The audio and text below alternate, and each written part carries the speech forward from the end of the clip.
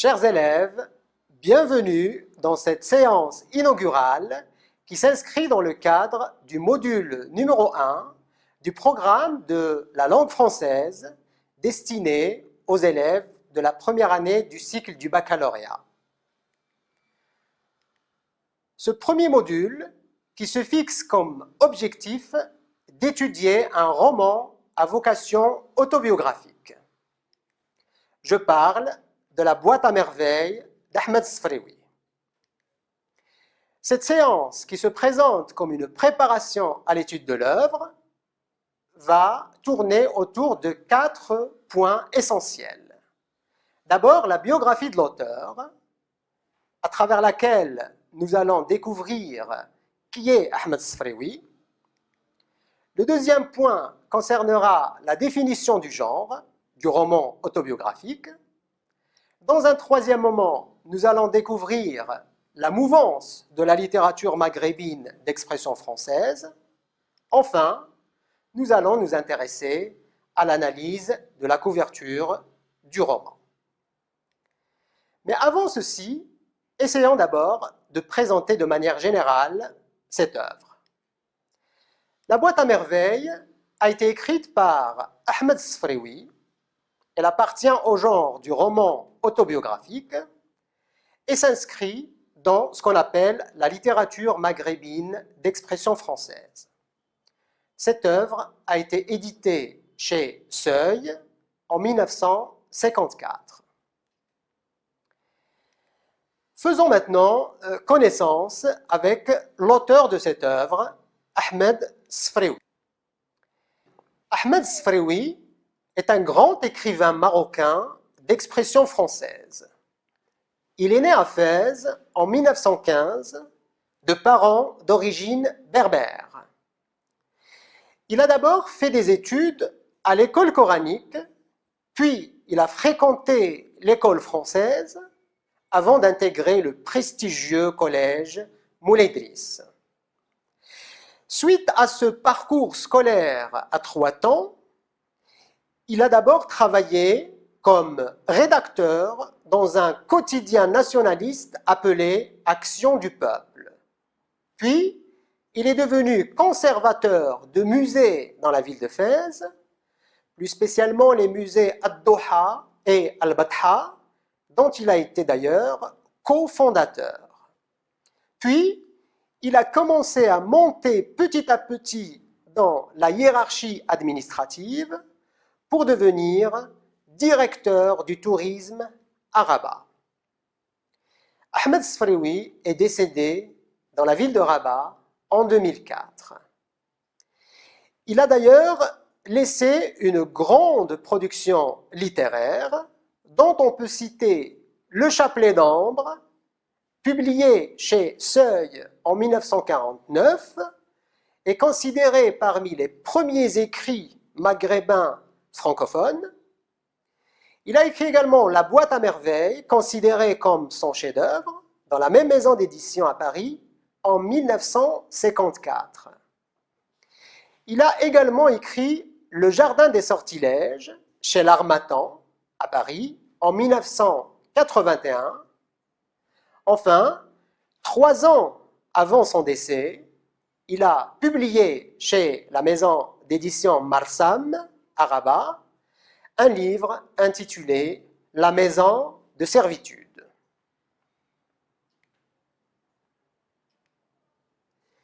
Attaquons maintenant le deuxième point, à savoir la définition du genre du roman autobiographique.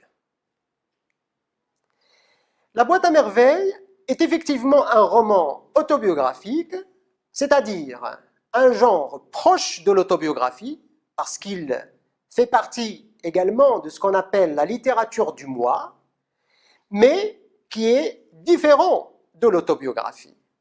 Donc, pour pouvoir comprendre ce que c'est qu'un roman autobiographique, il nous faut d'abord définir ce que c'est qu'une autobiographie. Étymologiquement parlant, le mot autobiographie est composé de 3 parties. Auto, qui veut dire soi-même. On retrouve auto, par exemple, dans autocritique, le fait de se critiquer soi-même, dans auto-formation, c'est-à-dire se former soi-même sans avoir recours à un formateur. Il y a aussi bio, qui veut dire vie, qu'on retrouve aussi dans biologie, c'est-à-dire la science de la vie. Et enfin, graphie, qui veut dire écrire ou écriture, qu'on peut retrouver également dans dactylographie, c'est-à-dire la machine à écrire. Alors cette définition est un peu simpliste. Pour mieux définir l'autobiographie, il faut aller chercher la définition proposée par Philippe Lejeune, qui est le grand spécialiste des écrits du moi. Philippe Lejeune définit l'autobiographie comme un récit rétrospectif en prose qu'une personne réelle fait de sa propre existence lorsqu'elle met l'accent sur sa vie individuelle, en particulier sur l'histoire de sa personnalité. On remarque que dans cette définition, Philippe Lejeune tient à définir les lignes de démarcation entre l'autobiographie et les genres proches. Quand il dit par exemple qu'il s'agit d'un récit rétrospectif, il note la différence entre autobiographie et journal intime.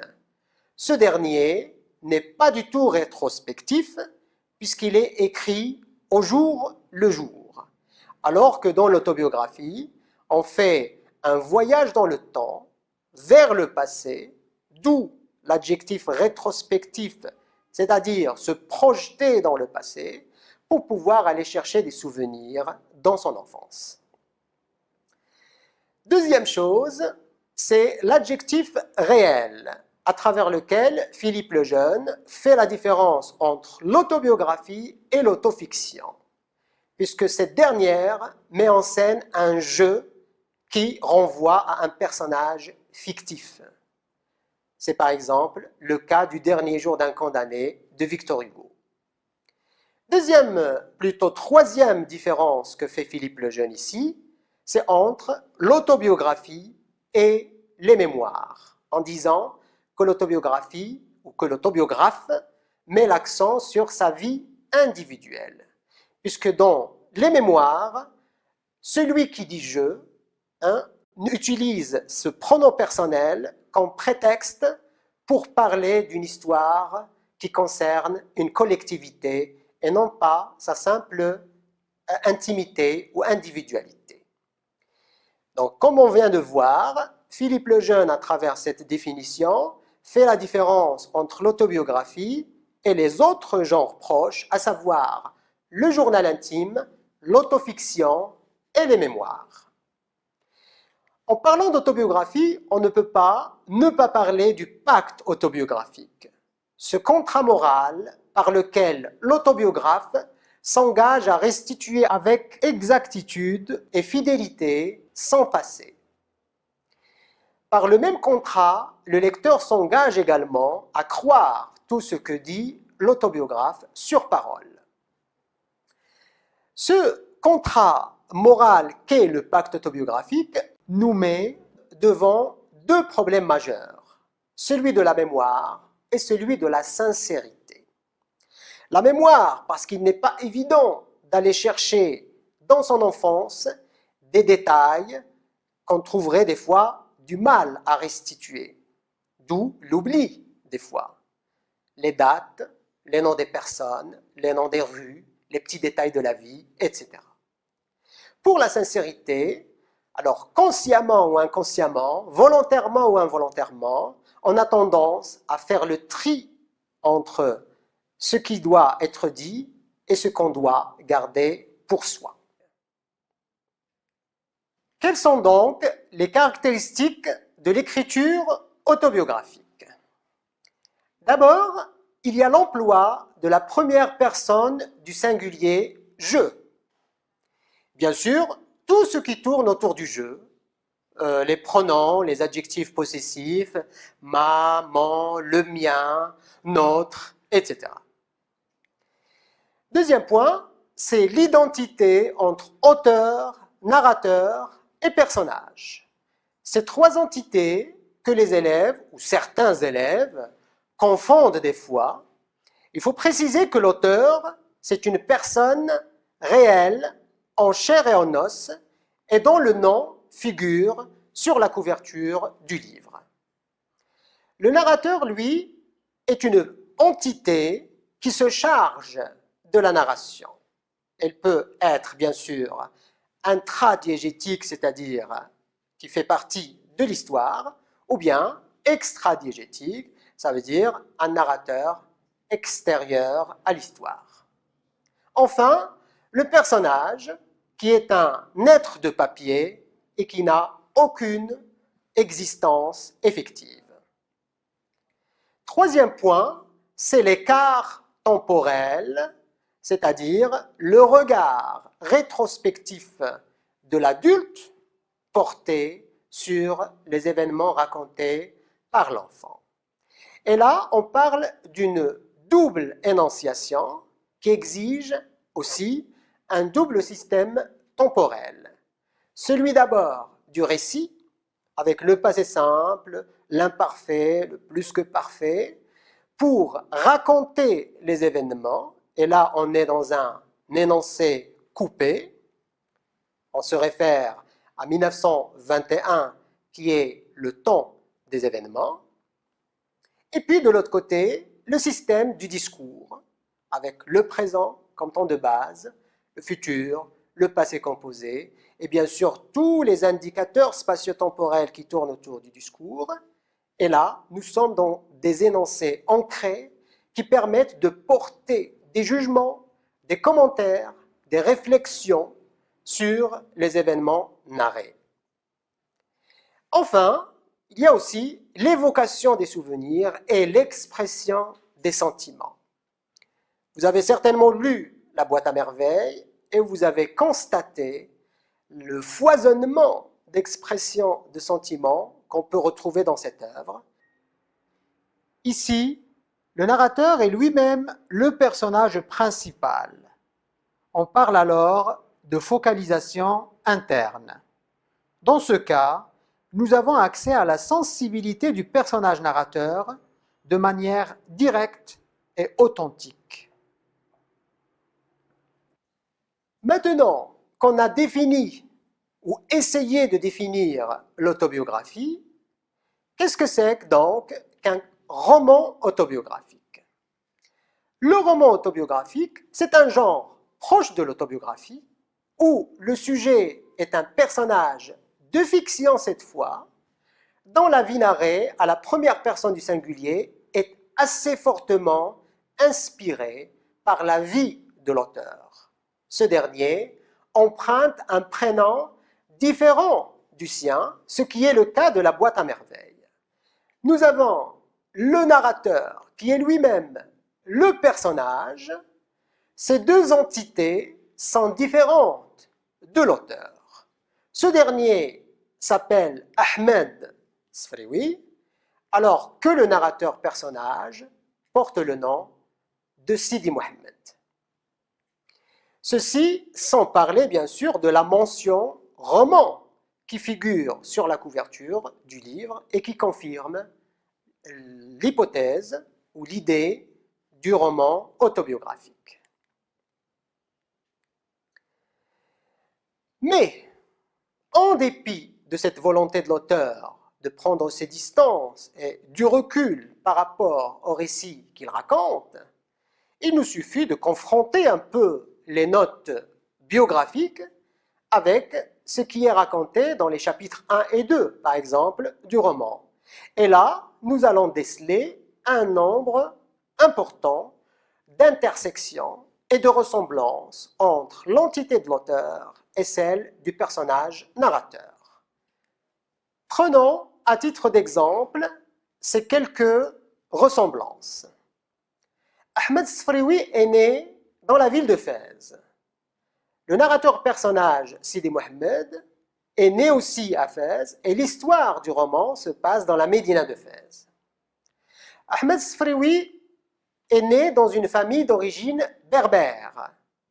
Le personnage narrateur, Sidi Mohamed, nous dit dans le chapitre 1 que ses parents sont d'origine montagnarde.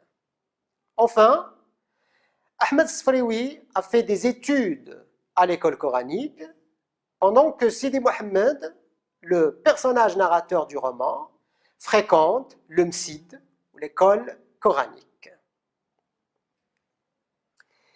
Donc, il s'agit ici d'une autobiographie déguisée où l'auteur raconte une partie de sa vie en empruntant un prénom qui n'est pas le sien pour prendre ses distances vis-à-vis du narrateur personnage. Pour le troisième moment de cette séance, nous allons découvrir ce que c'est que la littérature maghrébine d'expression française. Il s'agit d'une littérature qui est née aux alentours des années 40 dans les trois pays du Maghreb, à savoir le Maroc, l'Algérie et la Tunisie, qui sont les trois pays concernés par la colonisation française. Cette littérature a été d'abord l'expression de la rencontre de deux univers. D'un côté, le monde arabo-musulman, avec ses coutumes, ses rites, ses traditions, très ancrées dans la réalité nord-africaine, berbère, etc. Et de l'autre côté, le monde de la langue française et de la culture qu'elle véhicule. Puisque je vous le rappelle, une langue n'est pas uniquement un moyen de communication, elle est aussi et surtout le véhicule d'une culture. Au niveau de cette littérature, on distingue généralement trois générations différentes. Cette classification est bien sûr artificielle, mais indispensable par souci didactique. La première génération est appelée la génération des fondateurs. La deuxième s'appelle la génération des rebelles. Et on appelle la troisième génération les perfectionnistes. Pour les fondateurs, ils désignent les initiateurs de ce mouvement qui ont ouvert la voie à d'autres écrivains pour s'exprimer en langue française. Le but étant de présenter la société maghrébine au lecteur occidental comme une forme de carte postale. Ces écrivains ont vécu la double culture comme une sorte de déchirement, comme une crise d'identité. Je parle ici, par exemple, d'Ahmed Sfrioui, je parle également de Driss Shraibi et surtout de Katib Yassine, l'écrivain de Nejma. La deuxième génération des rebelles est une génération qui s'est inscrite dans le mouvement nationaliste de la lutte pour l'indépendance des pays du Maghreb. Ces écrivains ont porté la plume comme on porte les armes pour résister contre l'oppression de la colonisation française. Ce combat qu'ils ont mené, ils l'ont fait également sur le plan linguistique. La revue Souffle est une parfaite illustration de cet engagement. C'est une revue qui a été fondée par un ensemble d'écrivains, généralement des poètes, comme Abdeltaif Labi, Mohamed Khayrdin et Mustafa Nissabouri. Enfin, la génération des perfectionnistes, c'est une génération qui est venue après l'indépendance des pays du Maghreb. C'est une génération qui a compris enfin que la double culture n'est pas du tout un handicap. Bien au contraire, la double culture est une richesse dont il faut profiter et dont il faut tirer l'avantage en exploitant les ressources techniques, les ressources artistiques des deux cultures et des deux langues. Cette génération est illustrée par deux écrivains que j'admire personnellement, Fouad El-Aroui d'abord, avec son humour noir et son ironie, et surtout Yasmina Khadra avec son écriture romanesque, poétique. Bien sûr, on ne peut pas parler de la littérature maghrébine d'expression française sans aborder la question féminine, puisque cette littérature nous a offert également beaucoup de plumes féminines de talent, comme par exemple la grande sociologue marocaine Fatima El-Mernissi, Assia Djebbar, l'algérienne, Houria Boutsejra, Badia Al-Haj Nasser, Souad Bahishar, Rita Al-Khiyat et d'autres.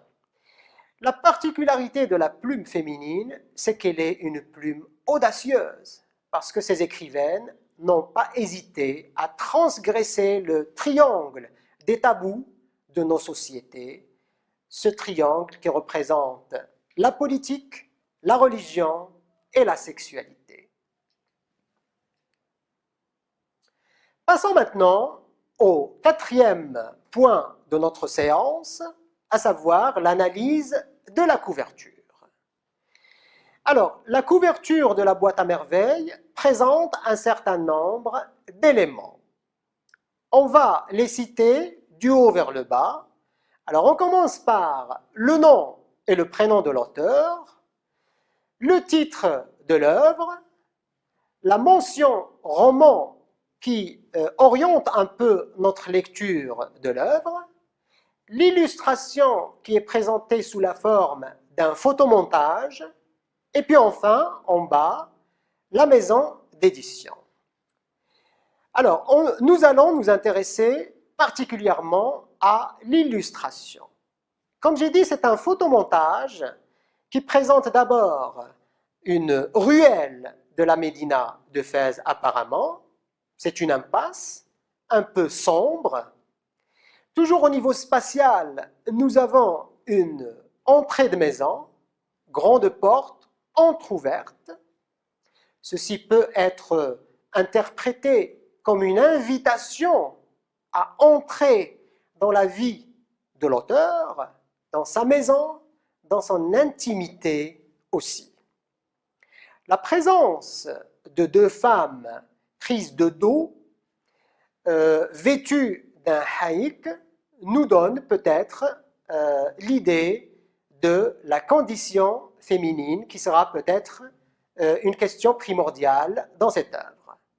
Enfin, l'élément le plus important à mon sens, c'est la présence du petit enfant qui a presque l'âge de 6 ans et qui nous fait bien sûr directement penser au personnage narrateur de cette histoire. Alors, à travers ces éléments, on peut déjà faire des hypothèses de lecture. Le roman tournerait peut-être autour de la vie d'un petit enfant. Le récit serait marqué par le sentiment de solitude, puisqu'on a vu que l'enfant est seul, il est adossé au mur. Le roman aborderait peut-être aussi la question de la condition féminine, on a pu le dire à partir de notre constatation de la présence de ces deux femmes. Et puis, l'espace aurait peut-être une place de choix dans l'œuvre, puisque la présence de la ville de Fès et de ses espaces et de ses ruelles labyrinthiques est très sensible sur la couverture. Pour récapituler en guise de synthèse, on va dire que La boîte à merveilles est un roman autobiographique qui est écrit par Ahmed Sfraoui, né en 1915 à Fès et décédé en 2004 à Rabat, que ce roman a été publié en 1954 chez Seuil et que ce roman appartient à la littérature maghrébine d'expression française. Voilà, c'est tout ce que j'avais à vous dire pour cette séance inaugurale.